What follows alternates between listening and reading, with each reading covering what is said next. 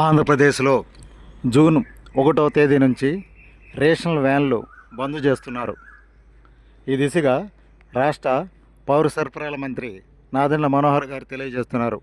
కేబినెట్లో నిర్ణయం తీసుకున్నామని, ప్రజా పంపిణీ వ్యవస్థ గతంలో చౌక డిపోల ద్వారా ఇచ్చేవారమని, ప్రస్తుతం జూన్ 1వ తేదీ నుంచి చౌక డిపోల ద్వారానే రేషన్ బియ్యం తీసుకోవచ్చని నాదెండ్ల మనోహర్ గారు తెలియజేస్తున్నారు.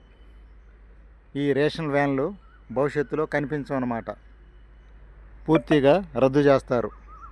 ఇంటింటికి వచ్చే ఈ రేషన్ వ్యాన్లు బంద్ చేయాలని రాష్ట్ర ప్రభుత్వం నిర్ణయించింది.